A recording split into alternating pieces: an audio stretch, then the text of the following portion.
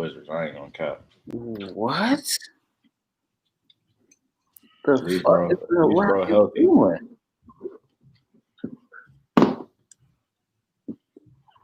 No, bro. They trying to start over, bro. Like literally, bro. Houston Rockets are expected to sign Jason Tate, who played Australian ball. They ain't even trying to pick nobody up in the draft. They just picking up anybody, maybe.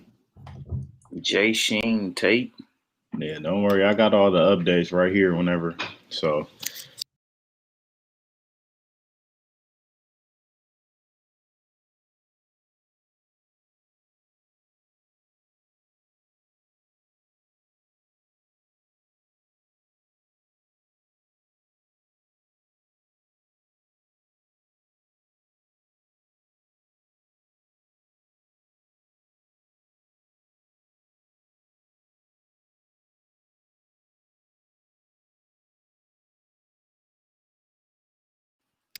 Yo, what's going on, sports family, man? And we back at it again. What another episode of Micah and Friends. And today we got the whole family back as a unit, man. We was giving y'all one a pop. Now we got the whole conglomerate in the building, man. We got Nate checking in from the West Coast, aka the best coast. Nate, what's going on, bro? Man, what's going on? You know, it's NBA trade season, free agency season, draft coming up. So, you know, I'm feeling good. We got a lot to talk about. It's hot out here. You feel me? Man. Then, you know. It's getting crazy. It's going retarded. It's going retarded. Then we got the usual suspect checking in all the way from Maryland, man. DC zone, DMV zone, HU zone, Georgetown zone, J Cott in the building. What's going on, family?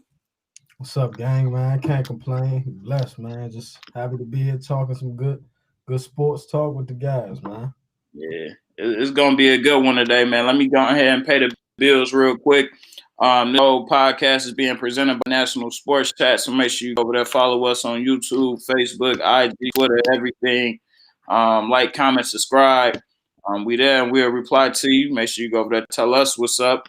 Then make sure you also go over there to TOV Sports, man. This whole podcast is being brought to you by TOV Sports. Make sure you go over there, YouTube, Facebook, Periscope, and just like, comment, subscribe, tell Dave we said what up. Also tune in with him what he's got going on at Hoop Nation ATL. They just had a celebrity all-star game and it's getting real good out there. So make sure you go over there and check out that. But other than that, man, let's get it going, man.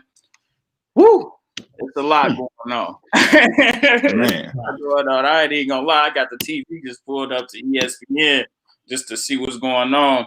But, man, we're going to start it off with James Harden because this is the hottest thing, man. No, we're going to start it off with CP3. I'm sorry. CP3 to the Suns, man. This is one of the biggest, actually probably one of the first trades that we heard coming out. So I want to get you all thoughts on this. What does this mean for the Suns?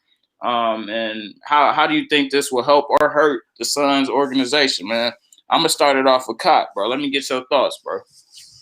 Man, personally, as a CP3 fan, I would have liked to see him go to more of a contender, but this was all in all, I think it was a good move for him, good situation. CP3 proved last year that he can be a huge asset to a young team, young up-and-coming team, and I feel like with Phoenix, he has more talent around him than he did in OKC.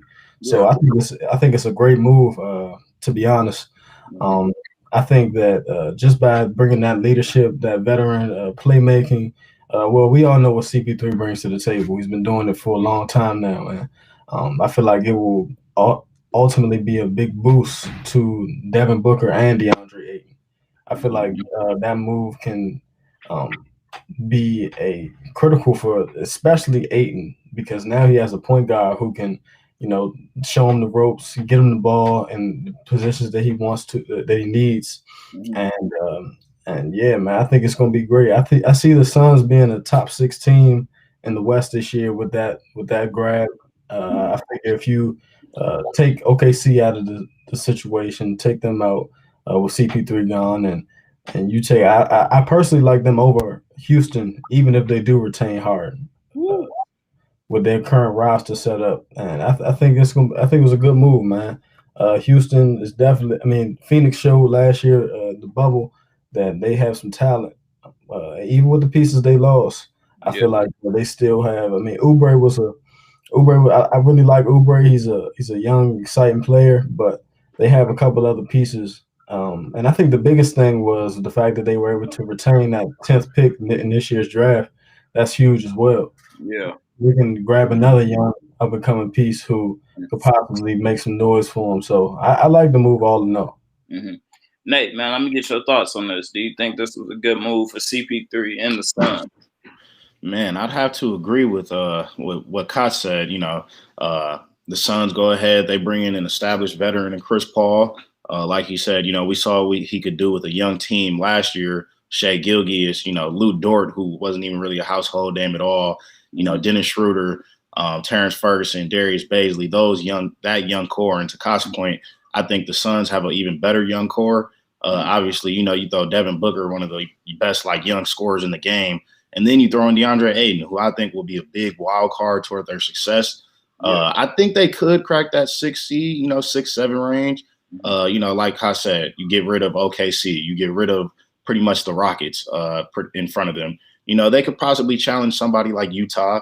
You know, I like Donovan Mitchell over there with Rudy Gobert, but, you know, Chris Paul, Devin Booker, and DeAndre Ayton, that's pretty scary, you know. And they got a playmaker off the bench in Dario Saric. They got Micah Bridges, who I think, you know, people were saying they wish they could keep Kelly Oubre, but, you know, in trades, they're going to want something valuable. So, you know, that's respect to Kelly Oubre that OKC coveted him in this deal. But, you know, Micah Bridges could kind of fill in that role. He's a great three-point shooter, and he's a traditional 3-and-D guy. You know, that term's thrown around a lot, but he can really defend the three-point line. And I don't think that's what they have with Kelly Oubre. He's a great athlete, but, you know, I wouldn't consider him a good defender. But, yeah, you know, I really do like the deal. I was watching First Take earlier. I thought it was, you know, people need to pump their brakes a little bit talking about the Suns going to possible conference finals. You know, that's something that's Chris Paul's only done once in his career so far. So as good as he is, you know, I can't expect him to lead the Suns team to the promised land. You know, a top 4 seed, I think that's exceeding expectations most definitely, especially in the Western Conference that's getting Golden State back in the mix. You know, I think that top 4 and home court might be a little difficult, but I definitely see them making the playoffs, though. Devin Booker, he'll get looks a lot easier. You know, that 30 points will be a lot more crispy. So that's what I'm looking for next year for them. Man, we got a second in. We got one of the biggest trolls out here, man. Man. Building, man. What's going on, man? You all good? What's the word, my guys? Man, what's going on, Brody? Not much. We just got into this first topic, man, and it's Chris Paul to the Suns. I just wanted everybody's reaction. Do you think this was a good look and all that? But I'm a go before I let you answer the question, Ken. I think it was definitely a good look, man. I feel like just being able to put Devin Booker strictly in the 2-guard role would be definitely beneficial for the team and him personally. I see him averaging anywhere between 27 and 30 points this season, because I feel like it'll just be easier for him. He doesn't have to have the ball in his hand coming down the court to create for himself or other people. And having one of the best creators on your team, it'll just make it that much easier. Then you got DeAndre Ayton that's coming off a 19, 12, and 3 seasons. So he great start to the season. I feel like he showed that he's able to stay healthy. I feel like Chris Paul will be able to do some things with him nice in the pick and roll and give him some good looks, like you said, caught around the basket. And lastly, like you said, just the 10th overall pick in this draft, man. I feel like that's a good look as well, being able to keep that, because they gave a lot up. You know what I'm saying? They gave a lot up. Me personally, I would like them to keep Oubre, but I know that was probably like one of the first things that had to go, if anything, because he's a good young talent within itself. But they're not far off, man. I definitely feel like they'll be in the middle of the pack for the playoffs, definitely around that 4 to 6 seed. And I don't know, man. We depending on how they grow and this season goes, man, they could possibly pull out a first round W. So it could get interesting out there, man. A good group of talent and a great vet leading the way. And we definitely just seeing what CP3 just did out in OKC. So everything's looking promising right now for the Phoenix Suns. I want to add one thing to that point, just about DeAndre Ayton and why, like, you know, I think that he's pretty instrumental to their success coming up, because I think the one issue that Chris Paul always had with DeAndre Jordan was, you know, he's an amazing lob threat, around the rim threat, you know, elite finisher, but you can't really extend outside the paint with a dude like DeAndre Jordan. And I don't think Chris Paul has really ever played with like a big that can kind of shoot that 15 to 20 footer, because Steven Adams still wouldn't really shoot that. You know, Clint Capella really wasn't shooting that either. So now he finally has a big who he can run like a nice mid-range pick and pop game with. So I think that should unlock like the next level for DeAndre Ayton, but it's all about his, you know, work ethic and becoming a bit better defender too. And the other thing too is he's a true five. You know what I'm saying? Yeah. So like at the end of the day, he's a real five. Like you say, he can stretch it out a little bit, but he's at heart, he's a true five. So that's just a good look, especially to have a dominant five, because not a lot of teams, and we've seen it even with AD, even though AD a stretch player, but we seen like having a big guy that could really demand the ball and really do anything he wants is definitely beneficial, because a lot of teams are having height deficiencies. Niggas is not drafting size, bro. Kendall, let me get your thoughts just on the Suns. Do you think this was a good pickup for the Suns, and do you think this was a good move for CP3? I think it's a good move for the Suns, just because on the simple fact that CP3 has shown that he's definitely a person that can win. Mm-hmm. Right. So now that, you know, he can teach people how to win. Like when you got that winning mentality and you're around certain people, you know, that rubs off. So for them, that organization is good. But for him personally, if winning the ring before he left, that wasn't a good decision. You know, even though he didn't really have much to say about that. I mean, in that, because he got traded and they was doing what's best for the organization. In that regard, he lost. But as far as for the team, you know, the organization, they definitely won, because, you know, it's a lot that he can teach them, you know, and they young. And you see what he did with a young OKC. You know, he got them boys ready to play. So that's a great move, if you ask me, if I was the organization. But is it going to matter? I doubt it. He ain't going nowhere. You know what I'm saying? I feel like to that point, with a team that struggled like the Suns in the past couple of years, just making it to the playoffs is a huge step of progress. So for sure. I feel like that I mean, it does matter in that sense. I mean, everybody can't win a championship. So I mean, it will be, like you said, it's a great boost for the Phoenix Suns organization just to make it to the first round, but second round would be a tremendous season. Well, I think their model should be OKC of this year. Like, you know, if they get to the play, well, obviously we're expecting them to get to the playoffs, but get to the playoffs, have a competitive first round series, put yourself in a position to win. You know, if you lose to an eventual contender, that doesn't mean it's a failure of a season, but, you know, at least getting in the playoffs, like you said, and experience playoff basketball, especially for somebody like Devin Booker, that's, you know, very important. So I just want them to be competitive in the playoffs. Maybe, you know, get a first round surprise, but I don't see them going past the second round. I think that's all right. We got to ask dramatic. This question, though. We got to ask this question. Yeah. Who we bumping out? OKC and the Rockets. We talking play. Okay, we replacing them for OKC. Houston. But Rockets. Houston? Yeah. Oh, you think they finish? Yeah, if they let off a Harden, they done. Personally, I think even if they keep Harden, I like Phoenix. I think with Harden, I can give them. I probably give them like a 7 seed. They still got some stuff to do with their roster, but I think the Suns can definitely give them a pretty solid battle with Chris Paul now and Devin Booker, who we saw in the bubble. You know, going at the best defenders in the NBA. So, you know, I think that he can, with a bona fide point guard, now crack that 6 seed. I'm not saying that he'll be up there with the likes of, you know, I think the Mavericks will still be higher than them with Luka, considering what he did this year. I got the Warriors still being higher than them, the Clippers, Lakers. But, you know, they can compete with definitely somebody like the Rockets or one of those lower seeds like I think Portland. they could, just like the comment we just got just said, I think they could possibly compete with Utah as well. No, Yeah, for I sure. was about to say that. I sure. think they'll knock Utah off.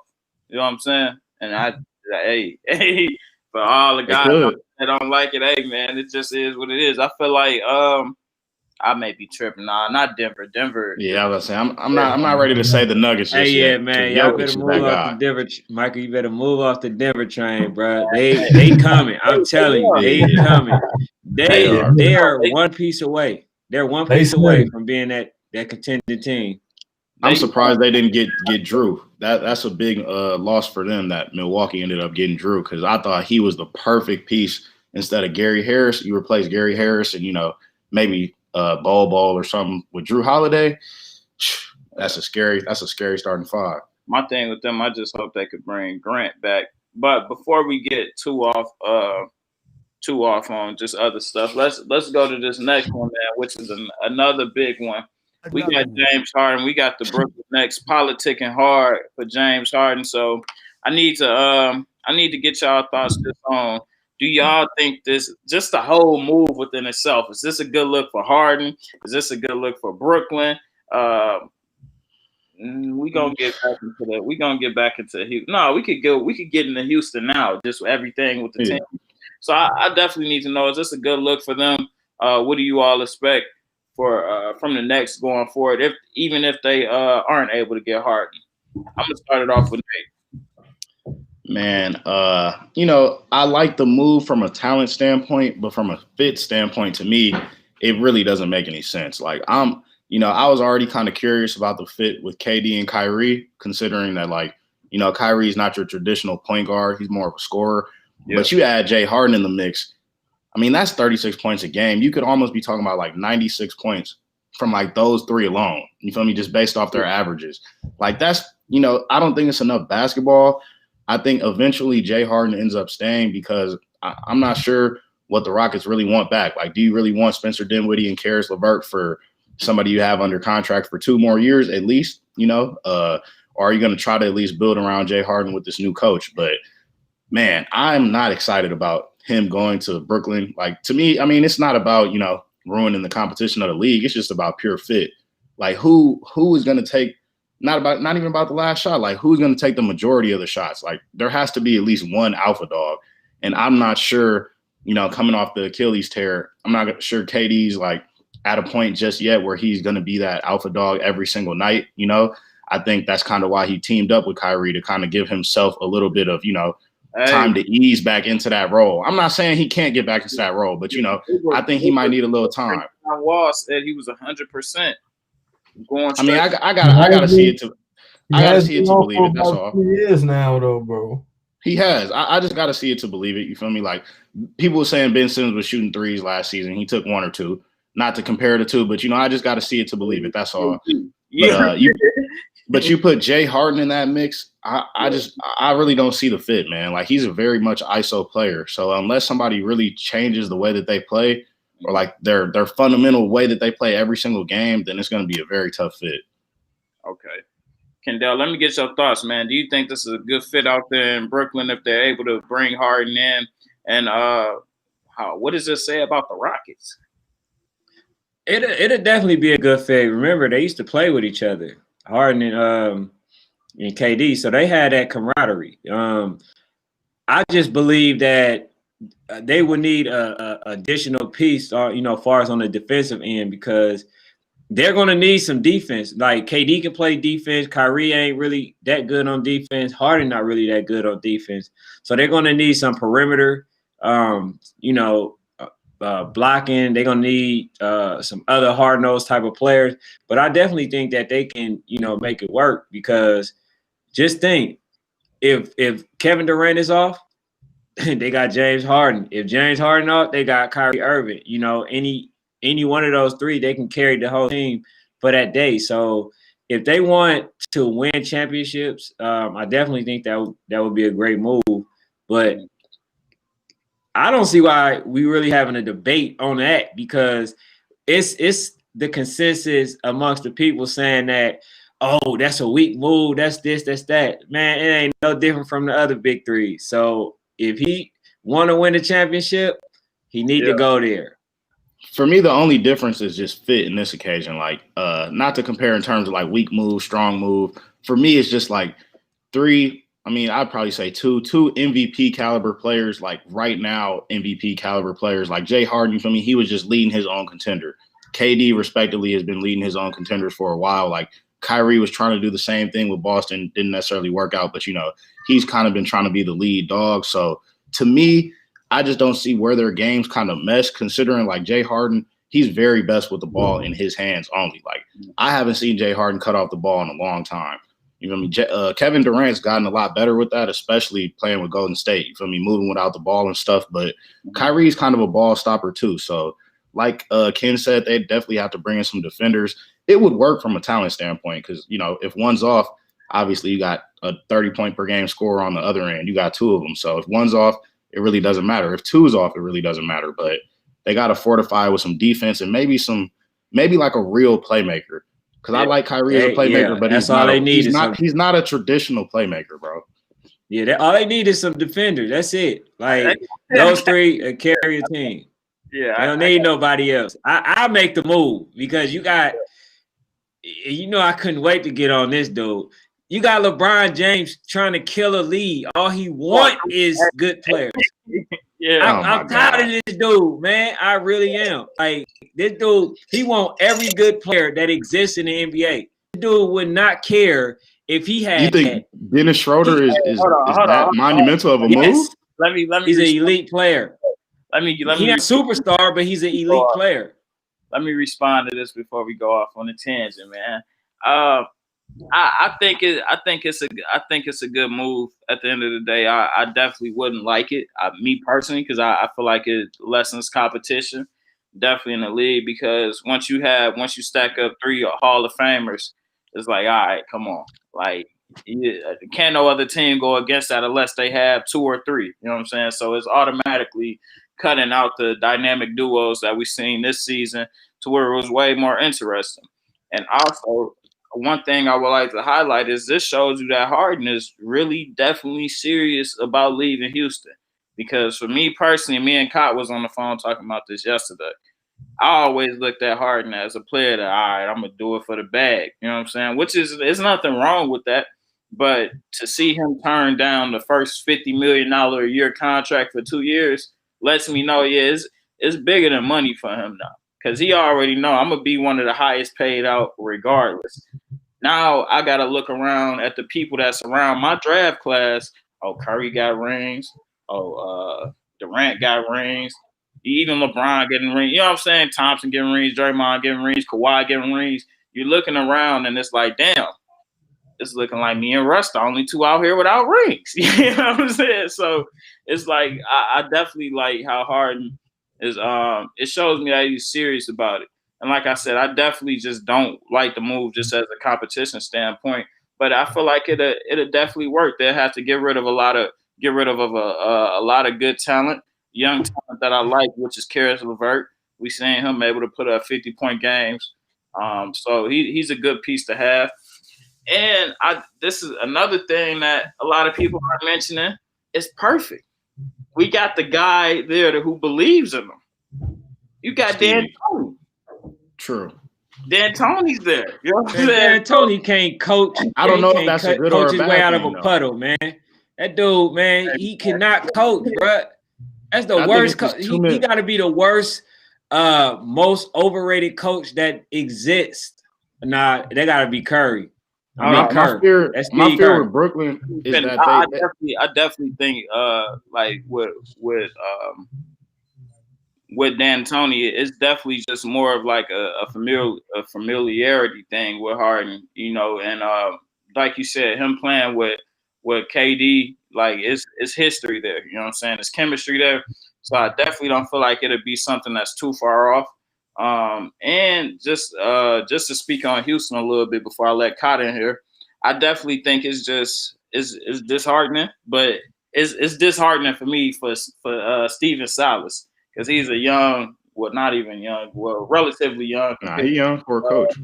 To the coaches in the league, but young black coach and 2 Hall of Fame talents leave before he could even step foot into the facility. So it's like, damn, it's like you are already starting at a rebuilding process where you had 2 Hall of Fame guys there already. So it'd just be interesting to see how they'll be able to pick up and see what they'll do with a lot of these young pieces that they'll be getting for, Russ and Harden. Kyle, let me get your thoughts just on this whole thing, man. Man, so I'm gonna first start off by saying that if this, let's just say hypothetically, this trade does go through and Harden does go to Brooklyn, just because you have the most talent or team seems to be the most talented doesn't mean that you're the best team. And basketball, I feel like it's all about, like Nate was saying, it's about fit. It's about cohesion. It's about how these guys can play with each other. I feel like if it does happen, each one of them are going to have to adjust their games. Major. Because you cannot win in a system where, okay, we coming down each time on the end of the floor, we trading who's taking turns with ISO ball, ISO buckets. You're not going to win like that. I mean, yes, you will win off pure talent in the regular season from against certain teams, but when you start getting to that Eastern Conference Finals, finals games, and you're playing against the best of the best in the league, that doesn't get it done. Now, I will say to that point, I think that it can work because we're talking about 3 players who are all veterans now. They're all established, and I'm a believer that players can change, players can grow the older they get, and if you really want to win, you'll make those sacrifices within your game in order to be the best team possible. So I would personally say that Harden to me has proven that he is a very gifted creator when he wants to be. So and I would put him at the point guard position, put him at the 1, throw Kyrie at the off guard at the 2, which he basically played in Cleveland with LeBron. And that's where he excelled the most when he was at that position in his career. And ultimately, of course, we all know who Kevin Durant is, best scorer in the league. And I feel like the biggest thing is Kyrie Irving and James Harden have to realize that if that happens, they have to realize that he's the guy, he is our scorer, and they have to play off of that. I mean, we're talking about arguably top 1, 2 players in the world, all time great. So I'm not going to say it can't work, but I'm not going to say that it can either because egos also get involved. You know what I mean? Harden has a history of guys who play with him, or at least the new wave Harden, they haven't gotten along. You look at when Dwight Howard went to Houston. You look at when his right-hand man Russell Westbrook. Chris Paul. So I feel like Harden's going to do, like, if he's making these sacrifices, man, he just say he's sacrificing $150 million a year to get there. So I feel like some other sacrifices have to come along with that as well. So he has to realize that he has to be I feel like he can be that player, that facilitator, but that will have to be his role. I think it could work though. I feel like it'll be exciting, and I feel like the league is talented enough at this point where it still doesn't guarantee him a championship, at least not the first year, because you look at that Bucks move. I feel like right now that Bucks starting 5 might be one of the most balanced starting 5s in the league. And that's what everybody was saying about the Clippers too. So you really never know at the beginning of a season. It sounds good on paper. Mr. Dribble to run the point guard. Have you seen Harden can pass though, bro? I mean, no, he can. Yeah, he can pass in 5 seconds. With the 5 seconds on the shot clock, he sure can pass. Nah, that man do not look. I don't know who hold the ball. I don't know who hold the ball longer, him or LeBron James. I know I'm going for Schultz. 6 seconds on that shot clock by the time they make a move. But I don't like that. I would rather Kevin Durant. That can't happen when you got Kevin Durant on the that can't happen. And Kyrie is also a ball stopper. Like, he's not a gifted passer either. Like, I wouldn't say he's a gifted passer. I feel like he's a pretty okay passer. Like, if you look at his assist numbers, they reflect like an okay playmaker. Like, he's not an elite playmaker. Right. They definitely would need like a floor general. I think if they're not going to use Jay Harden as the point guard, because to Kyle's point, he can really pass the ball, But, as somebody put in the comments, it's going to take a real dedicated effort for him to like lean into that point guard role, or like, okay, still get your buckets, but 36 points is just too much. That's too much of the general share of like points at that team. He's not, if he goes to Brooklyn, he'll never average over 35 again. Like, that's just too many points when you got the ball to share with KD and Kyrie. But he could average around like 28 and like 9-10 assists like he was doing. He almost averaged a triple-double that year he won MVP. So, I see no reason he can't do it. But to Ken's point, that's not really his natural tendency. He would really have to like lean into that role. Like, all right, I'm the point guard. You feel me? Look. I'm making sure Kyrie and KD getting the ball. They're 30 years old now. It's either you want to win or you don't. Yeah, exactly. That lets me know he may be willing to compromise just because of, like I said, him not taking that $100 million for 2 years, whatever that odd amount of money was.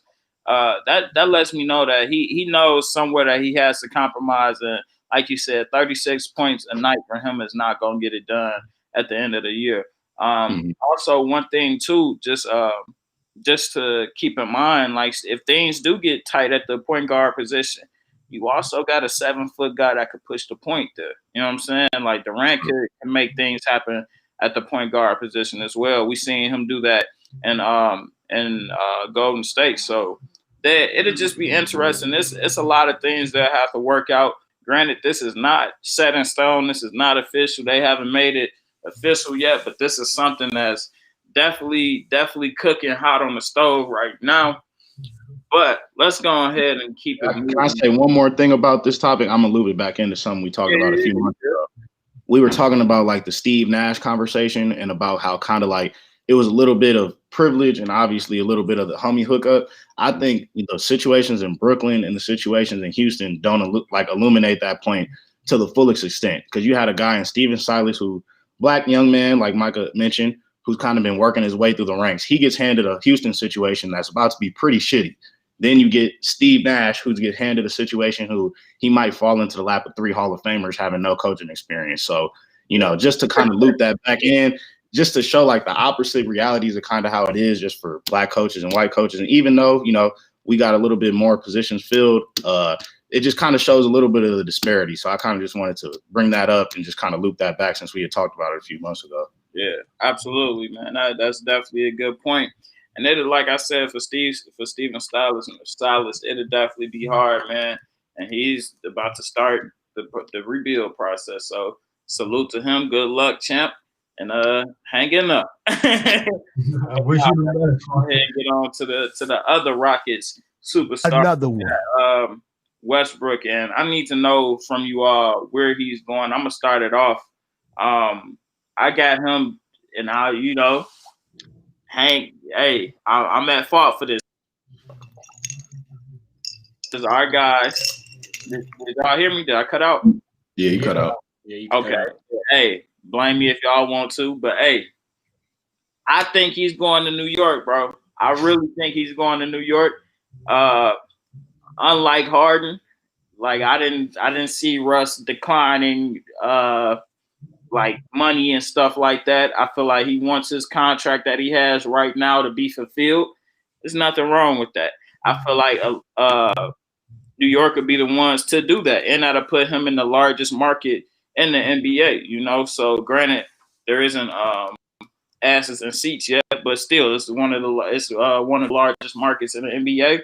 And Russ in New York, it just makes sense, man. Fashion Week, it's just different. We needed another superstar in the Madison Square Garden, and especially somebody that's fashionably aware of himself. So definitely that part of it makes sense. And one team just on the sneak that I got in there is the Atlanta Hawks. Just because you got them where? Huh? But you got a section in the stadium? Where you got them? I got them possibly looking at Russell. And granted, I didn't see anything like that came out, but to me, it kind of just made sense to me with having him there and just having somebody else that could be there with Trae Young at the guard position in the front court that could do something other than just spark it up. You know what I'm saying? Like, I definitely think that'd be a good move, especially with John Collins there. John Collins is a 2010 player. So those are my two teams. But New York for sure, man. And if New York, I swear to God, bro, if we don't get at least one, like at least one, because we already missed on CP3. We already, you know what I'm saying? I ain't even say nothing about that because we were supposed to get CP3, but we ain't get him, and I ain't even trip. So, hey, I'm just letting you know, if we miss out on one of these niggas, man, You done with them? Nah, let me get your thoughts, Nate, man. Where do you think Russ is going, man? Yeah, I like the Russ to New York move. It sounds great. Like it would be a great storyline. Him going right across the street to New York, to kind of continue that battle. Him and KD, they wouldn't win nothing, but they'd be that little scrappy team across the way. He'd be a great leader for a franchise that needs like a clear culture. Russell would be that. You feel me? Come out, work hard every day. Strap your boots up. You play hard. That's kind of what New York needs. So I like it, but I'm gonna go with Charlotte. I think it would kind of service Russ well to go back to a small market team. He succeeded pretty well with OKC, a small market team.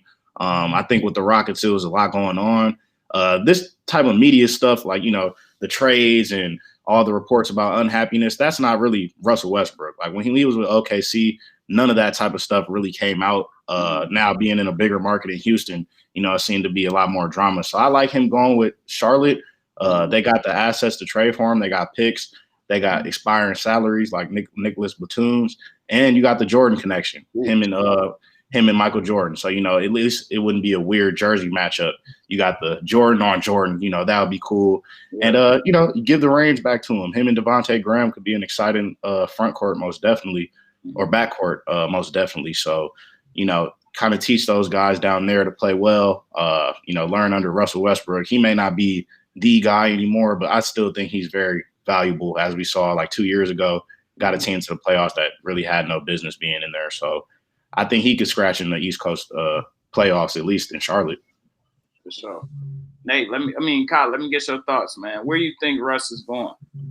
Man, it's always hard to tell when trades are involved because it always happens. We've seen it multiple occasions where somebody just ends up going somewhere completely random out the blue. So I'm gonna have to agree with you though, Micah. I think that New York will be an ideal situation for Russ. The only reason being is because Russ has shown that he's at his best when he is on a team with not too much talent around him. No disrespect to the Knicks, but we know what's up with him. It's just the fact. It's just the facts. So I think that it'll be a good move for him. Like you said, Russ is a super exciting player. But I ultimately don't think that. I feel like the Knicks will also be a good fit because I don't see Russell Westbrook helping out any contending team right now. I feel like he brings a totally different dynamic with him and with his play. Therefore, I would like to see him with New York because I feel like he can do his thing, be the soul of the team, Harden, and and also it's a big market. So I would rather see him in a big market now, whereas like he's already experienced. To your point, he's already experienced a small market in OKC. Russ is outgoing. He's a energy type of guy. I feel like he fits the mold of a New York City. Like he can handle all the pressure that comes with it. The big media. He's that that's his personality. He's from LA, so it's not too far off in terms of size of city. And also, Nate, you made a great point. Real quick, Kyle, because you one of the drippers of this podcast. But just think of the fits that he gonna get off in New York, bro. I mean, he definitely gonna get off. He gonna get off some hard ones, some real boof ones. Russ hit or miss, though. Russ hit or miss. Oh, for sure. Don't get me. I think some of us consider drip just because he in the league. If he was hanging on the street, he'd be getting sparked around my way. But man, I think I can't really call it. But if I had to choose a spot that I would like to see him at, it would be New York. Yeah. Kendall, let me get your thoughts, man. And just before you go, like one of the people in the comments section said, One of the trade rumors that have just came about is John Wall for Russell Westbrook to the Wizards. So let me get your thoughts on that, Ken. Where do you think Westbrook is going? Do you think the Wizards would be a good look? And do you have another team that would be a good look for Russ? Yeah, I have a good team. I have a team that I feel like will probably take them over the edge, to be honest. Over the edge? I think it'll take them over the edge. But look, I don't think them. It depends on what mode he in. If he's just in the mode to just rebuilding and helping somebody, get to the playoff, and he in championship contention mode, then I will say New York. But if he's trying to win, I would say, because I hear that Bledsoe is supposed to be getting traded. If I was them, I would make that trade. I would try to get to Milwaukee, huh? Bledsoe already traded. He gone. Oh, he's already traded. Okay, George, but I would basically be trying to get to Milwaukee, to be honest, because I think him and Antetokounmpo, they'd be a good match. You know what I'm saying? Because he basically brung with Bledsoe brung. Michael, what you looking like that for, man? You might not have seen the trade. Bledsoe, yeah, but let me inform you of the trade real quick. So what happened is Drew Holiday and who else was it? Just Drew Holiday? Drew Holiday for DiVincenzo. Yeah, I seen it, but okay. So when I read it, it was supposed to be like this possibility thing. So they actually made the trade. Yeah, it's official. Okay, all right, but still, I still think that he should go to Milwaukee. Because they have everything that he need there. They got, they got big men that play defense. They hard nose. All of them. They do what they do what they supposed to. It's just that they choke. Well, he kind of can't shoot in last minute. Russ can't shoot. He's a mid-range shooter. He a choker too, though. He could pass the ball. That's what I'm saying. Really a mid-range shooter like that either, though. No, he was as one of the. So I'm gonna say this: as he being one of the best shooters I ever known, right? And you said, look, I say that, huh? You said what? I said, as me being one of the best shooters that I've ever known, and being a student of the game.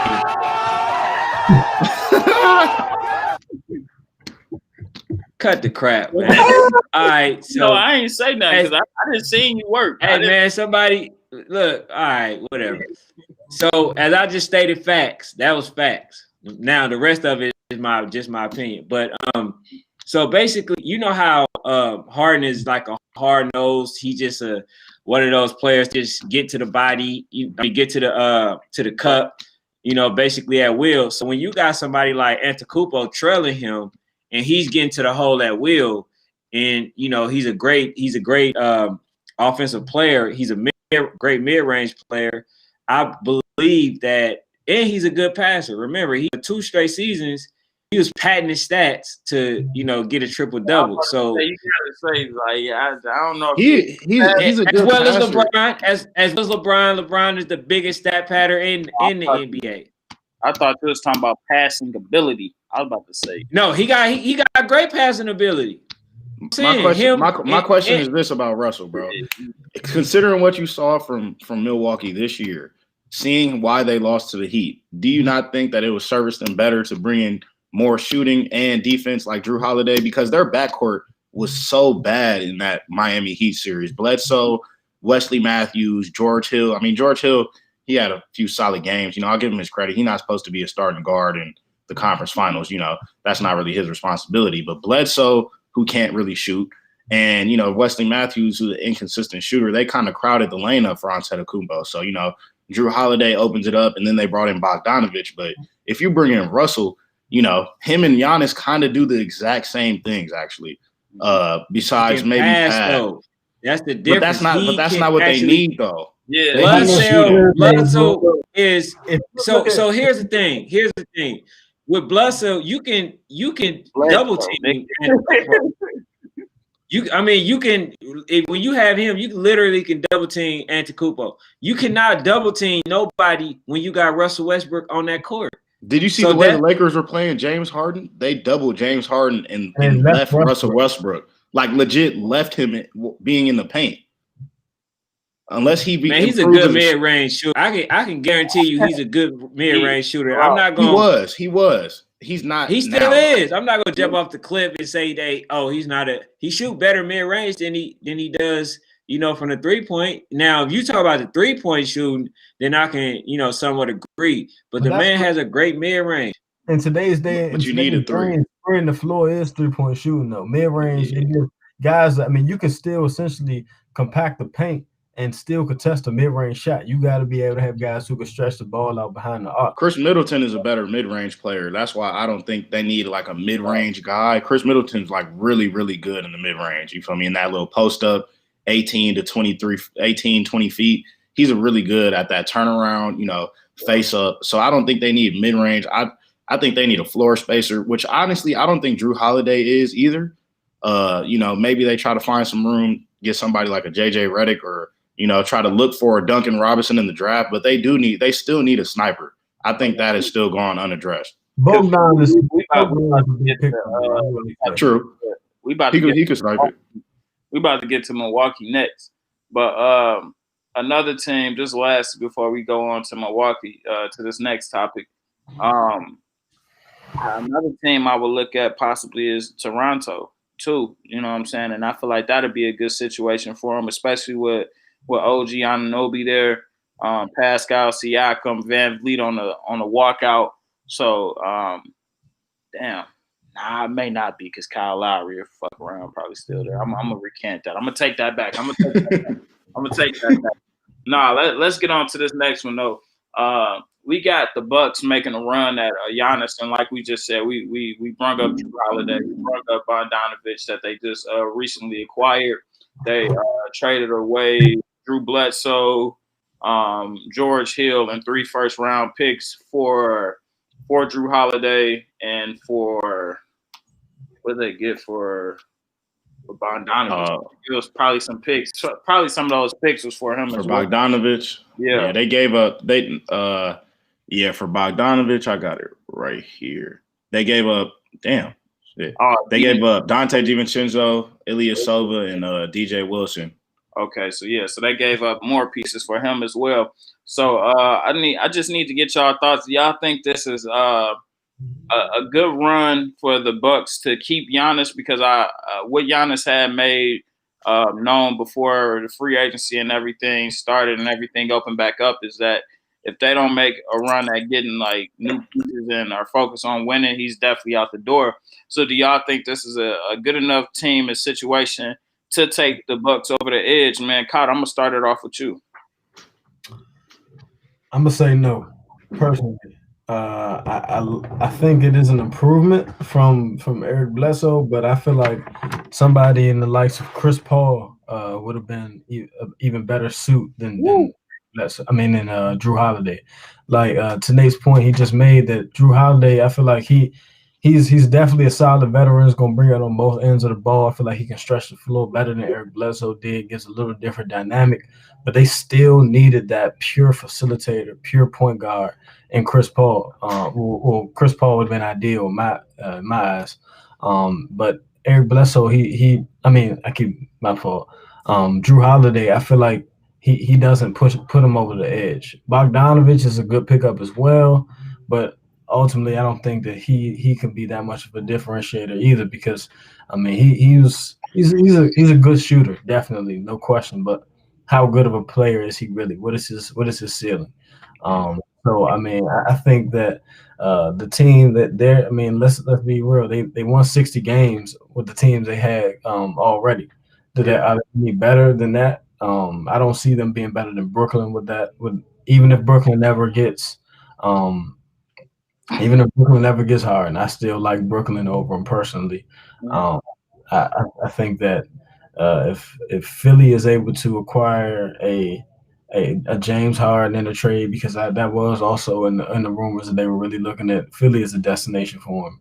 I think Philly can give them some bump. Even the way they're currently constructed, I think that they could bump with them still. And so I personally, I mean, it's an improvement, but I don't think it puts them over the hump. Because even if they do make it to the finals, I don't like that team over the Lakers or anybody or the other contender teams in the West. So I'm gonna say no. I think Greek Freak is ultimately going to be out the door.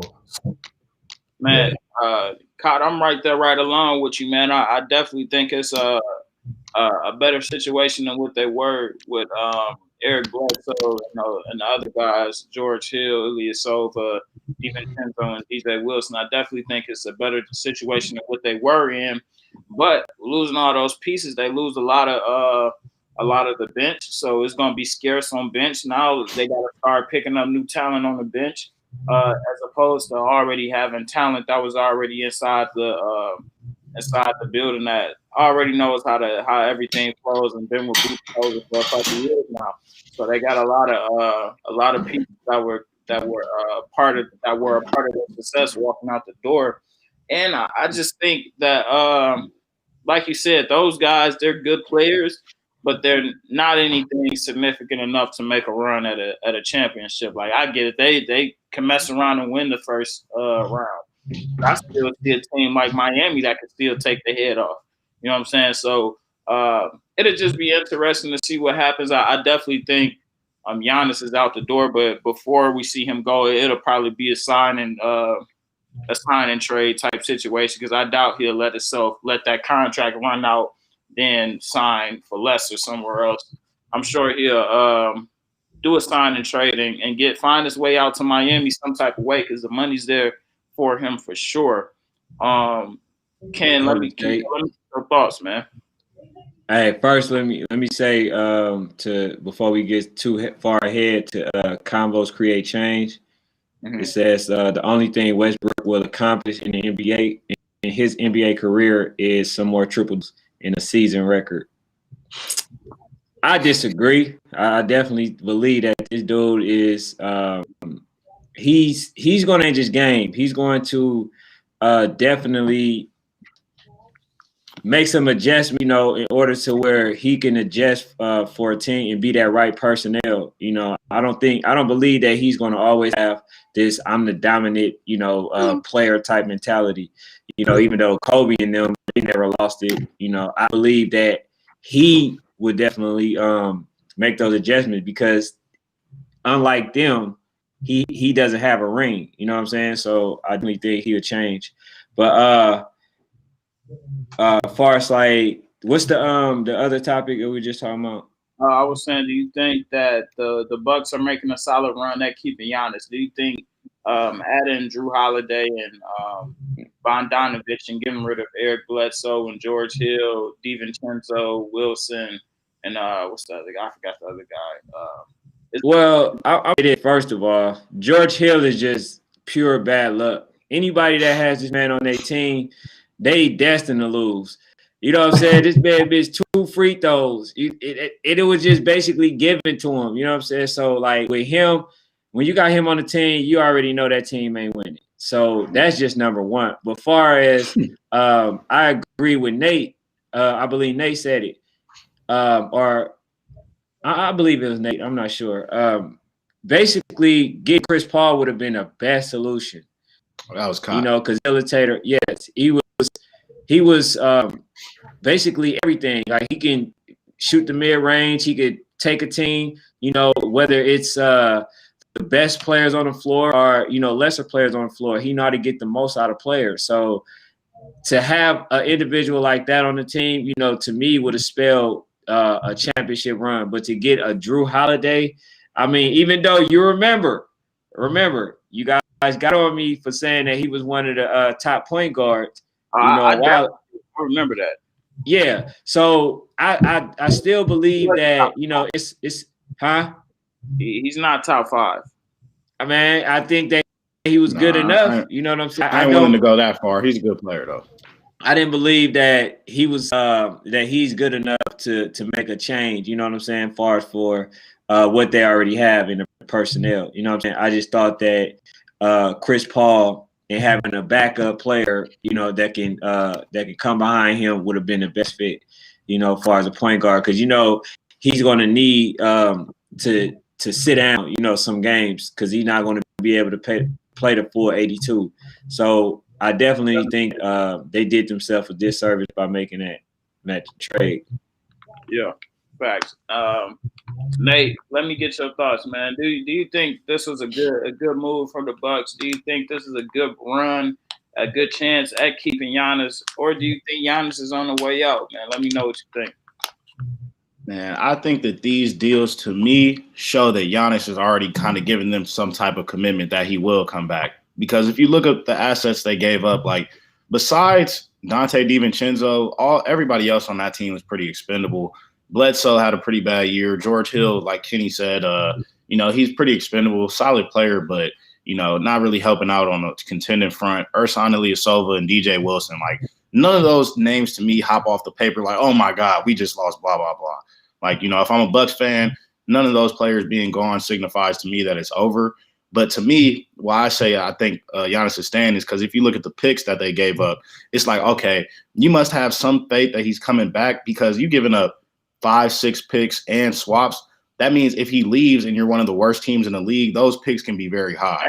So you feel me? I'm not sure they give up those assets if they don't have a commitment because it's like, all right, we lose picks, but if we're drafting like the late first round, you don't really see too many great players come out of the late first round. Like I think those type of picks are kind of overrated in a sense.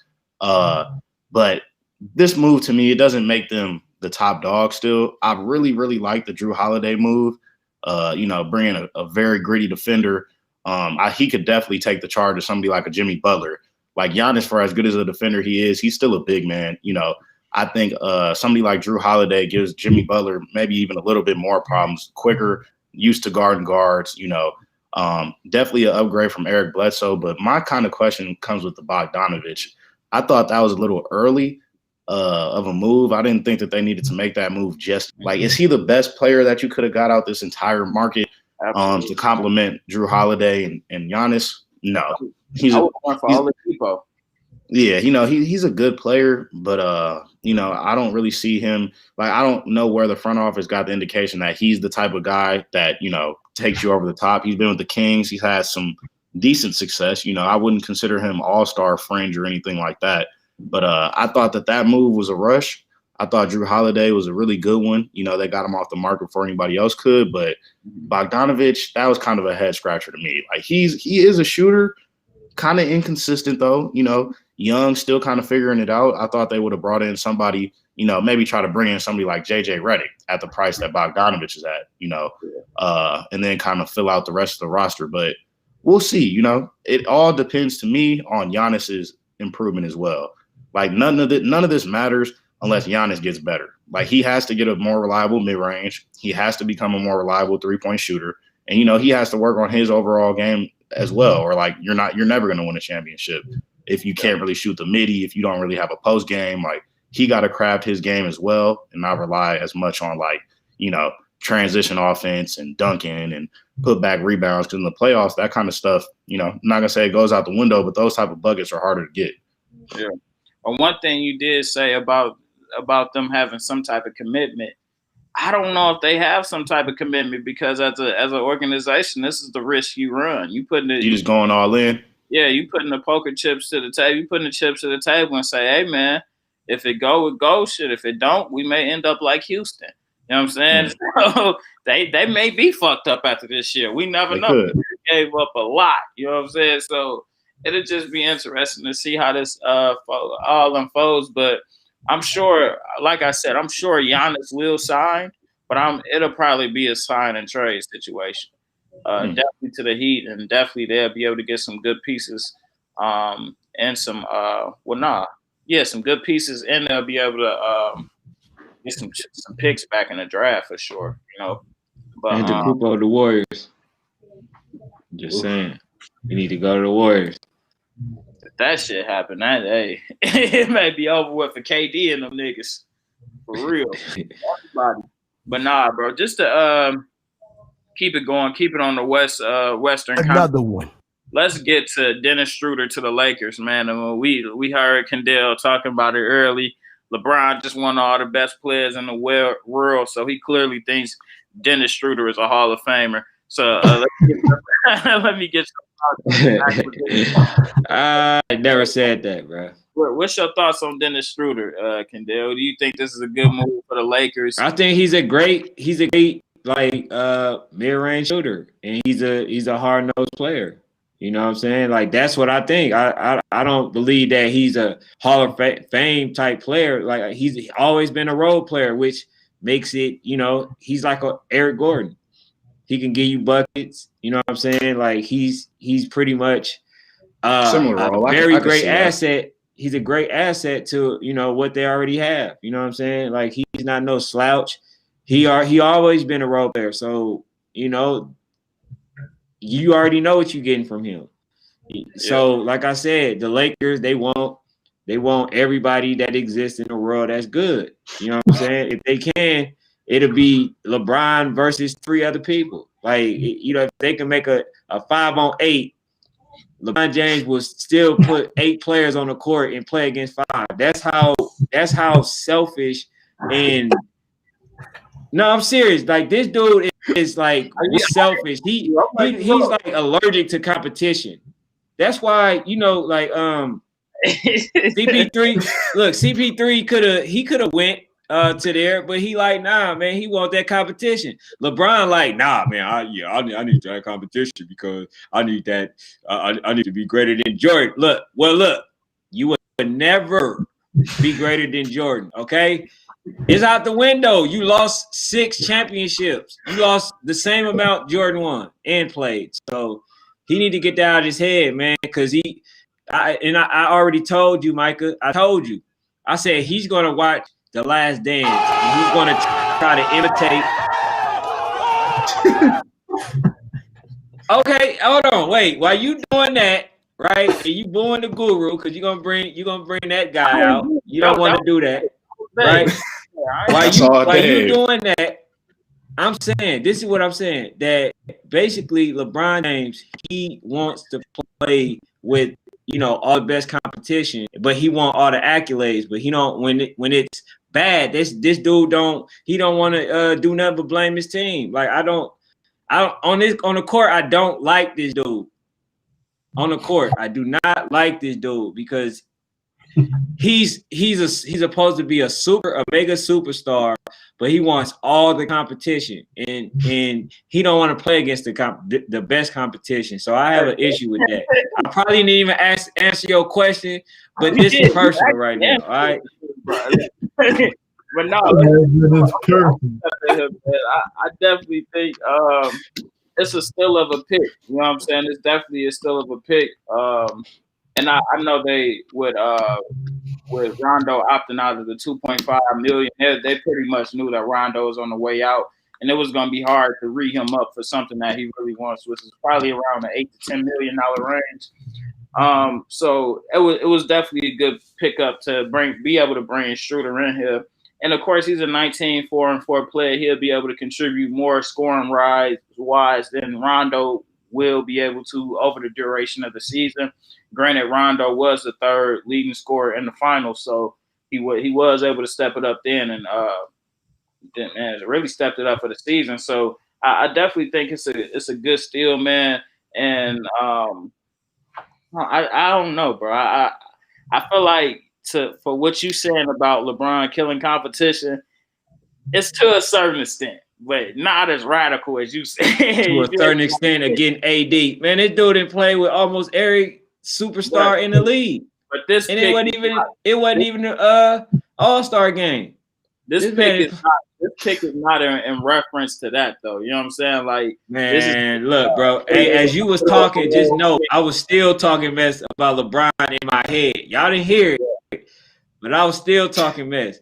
Cause I can't believe, like, and then, like I said, before you cut me off, I was on my rant. I was on my little rant. Before you cut me off, LeBron James, this dude, I told you, he watched The Last Dance, and now he's trying to have those accolades. So when he's fake emotionally holding his trophy, trying to throw the fours like LeBron, like I told you he was gonna do. I said that. Cadell, don't get me wrong. You feel me? Like I've been peeping everything. I've been peeping, you know, how they walk off the court, niggas trying to get the little sound bites in. One more. I get all that. Yeah, exactly. That's like he wants that. No type of way. Niggas did it. Niggas not supposed to be excited winning a championship. No. You're not supposed to hug the trophy. Let me get this one right quick. Let me Can I respond to this Dennis Schroder point? I want to talk about Schroder, bro. Here's the thing. Tomfoolery. This was the difference. LeBron James, his is planned. He's already pre-scripting his. All of Michael Jordan was raw emotion, but he's trying to when he has that documentary that, you know, they had this, oh yeah, you know, it was so hard, like I was just You hurt, sound just like bro. Like, I ain't gonna lie. Come on, bro. Like he's writing his own script. It's already written. Kendall, you feel what I'm saying? Like he know what he's going to do if he wins. Kendall, he knows what he's going to do if he going to lose. He going to come ass on his hand if he lose and say, yeah, man, you know, I dunk. Why, bro? Sound like I end up springing my look. When I dunk, I end up springing my pinky toe. Like, come on, bro. Like this dude. Let me step in here, folks, because I definitely think it's some things that you said that's definitely true, and there's some things that's just, you feel me? I feel it. It's emotion. I definitely think, look, like I said, this pick is not one to say like he's trying to play with another Hall of Fame or something like that, which you already know, what you said, and that's cool. But I just think that in regards to LeBron, man, I don't know. You know what I'm saying? And I get it. Like I said, I definitely see the post game shit. You know what I'm saying? Like walking back to the locker room. I get it. I hear all the sound bites, but still, if you want to, like you said, he's turning on Last Dance. There's nothing wrong with that. So he's watching greatness, and you're gonna imitate greatness. You know what I'm saying? Which he's been able to do. He's been able to be great. So if he just following along what he see the first great dude, I don't got no problem with it. I don't think he imitated Larry Bird and Magic Johnson. He just see them and say, yeah, I'm going to do that. I'm going to go behind the back. I'm going to try to do the craziest passes. And he didn't say that he was going to shoot threes. Nah, he stayed true to who he was. LeBron don't even know his own identity.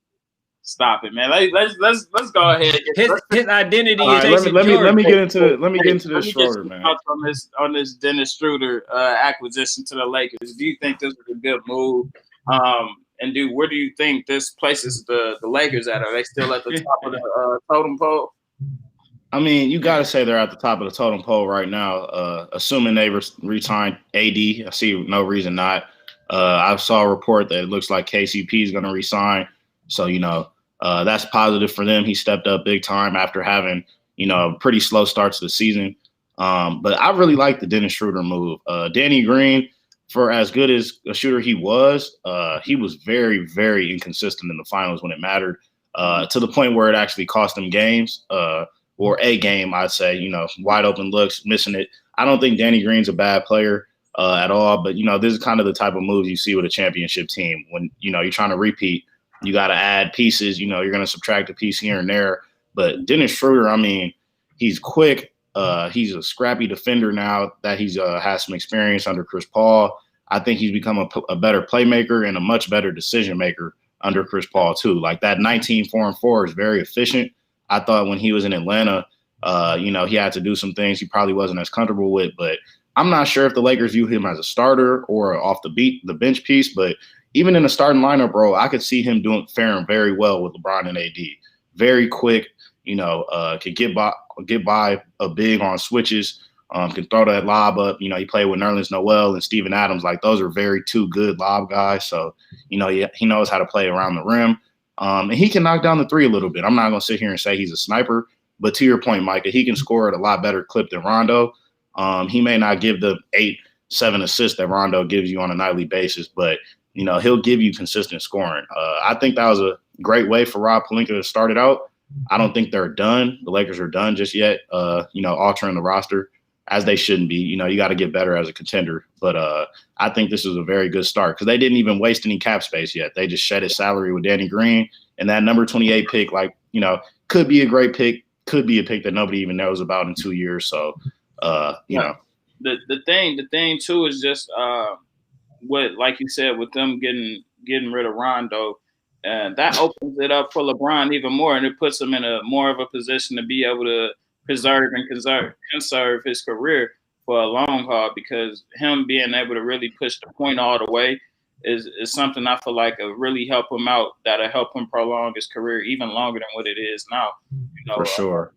I see him having another like 4 years another 4 or 5, like maybe productive years, because like when he gets to the point where he's not really, you know, top-notch athleticism, I think he can still be like a, you know, when Magic Johnson got a little older, you know, still an elite passer. You don't rely on him for the super exciting plays, but, you know, he could be somebody that runs your offense till he's like 40, you know, maybe 41 at the clip we see in him right now. You don't have to be super fast to be a point guard. You just got to know how to set the table for everybody else. So I definitely think that helps out his career on the back end. No doubt. Hey, I gotta address somebody. Convos create change. he said Kendall got on his 10 foil hat with the scripted NBA conspiracy theory. Man, what I said was opinion.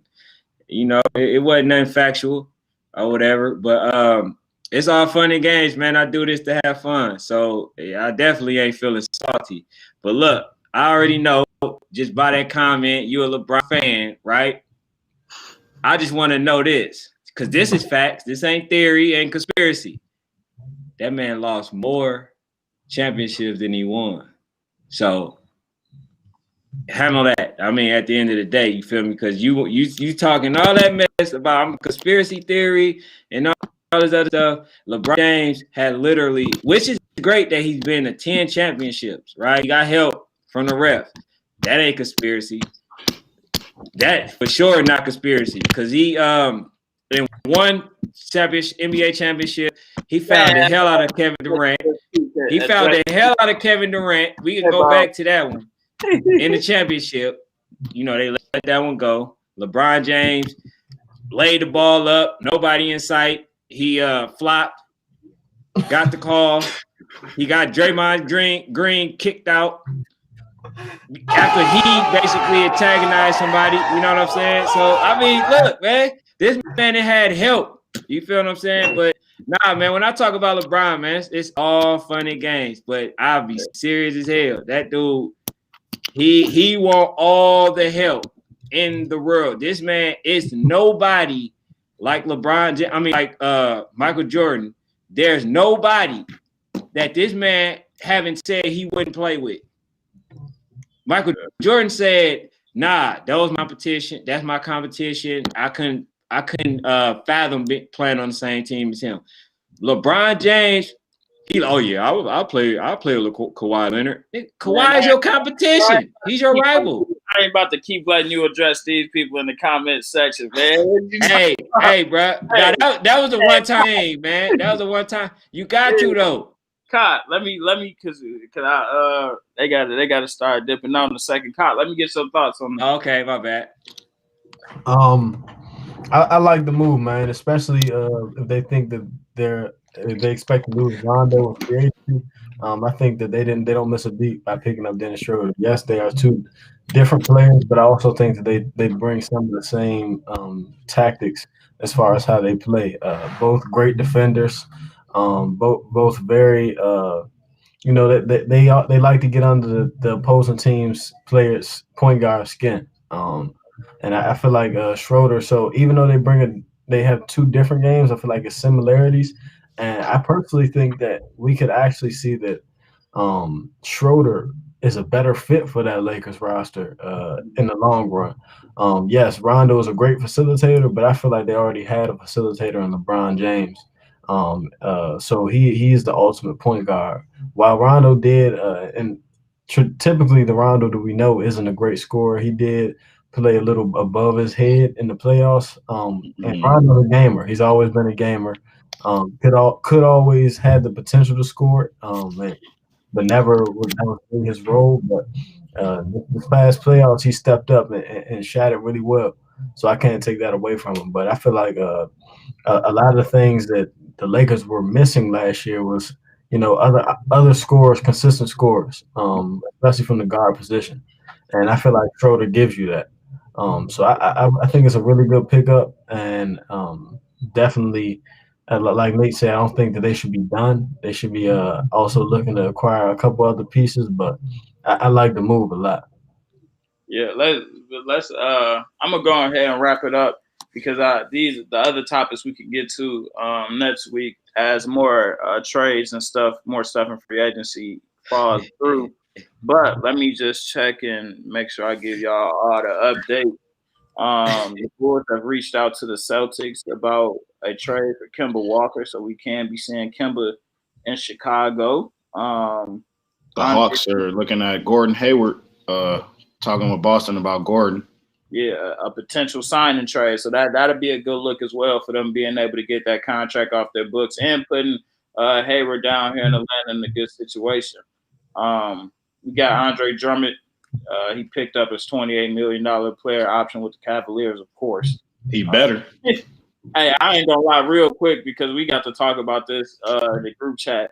Somebody got to start icing these niggas, bro. And this goes out to the Nicholas Batums and the Otto Porters of the world that picked up $27 and $28 million player options. We can't do that. Like it has to be something in these NBA contracts that protects the team. Like, all right, hey man, if you don't average over 7 points, you're not getting it. Like, you're not getting this cheese, bro. It's impossible, bro. You know what I'm saying? So it has to be something that they do for that. But we have Robin Covington has been traded to the Blazers for Trevor Ariza and a number 16 pick. And that's one of the better moves out there for sure. Yeah, I like that. I like that move a lot. Yeah, it'll give bring more shooters and a better defender to Portland. I view Covington as almost like a younger new wave Trevor Ariza. For sure. Yeah, like he plays the exact same role, like typical 3-and-D guy. Is kind of I think Trevor Ariza was like low key the prototype for 3-and-D for a long time, but Robert Covington is pretty much the same build. Yeah. Then we got Lou Williams and the Mavericks. The Mavericks has been looking into Lou Williams, and they have offered an 18th pick and some other pieces. So that'll be something else to keep your eye on. DeMar DeRozan picked up his $27 million player option with the Spurs. Yeah, and we was talking about that earlier. We was talking about that in the chat earlier. I feel you know because the way he said it, man. If the Lakers won, I knew that. I knew he was picking up that option though. I came in the league. Yeah, like nigga, like what you at now. You know what I'm saying? Until it's time for you to move, nigga. They just won the championship. I can't believe they won me. Yeah. Do something. The Lakers, they're looking into Wesley Matthews to replace Danny Green. That's a bad move. Yeah, I'm not a fan of that one at all. Y'all see any more moves out there? Nah, I think it hasn't been too much activity today, honestly. Just a lot of talk. But yeah.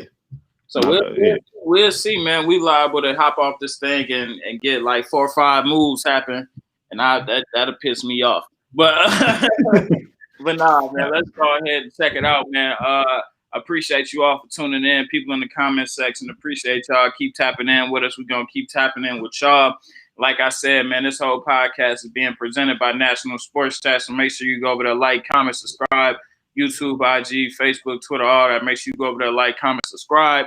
We got matchmakers coming your way every Friday. We got Kendall, the host of that right there. He's been covering all these little league, not even little league, just youth football games.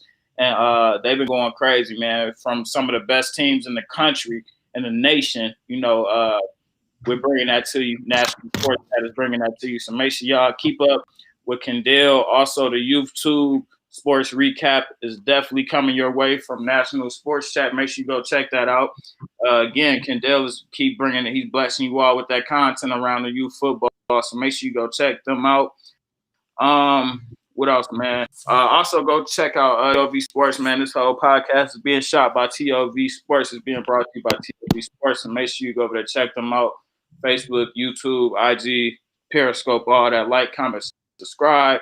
Till day, we said what up. He also has a new show coming, the guys. So make sure you go be on for that. Make sure you just be on the lookout for it. There's a lot coming y'all way, man. So just make sure y'all just tune in. I don't have anything else. Also, Nate, man, make sure y'all keep tapping in with Nate, man. He's coming to y'all with some real special.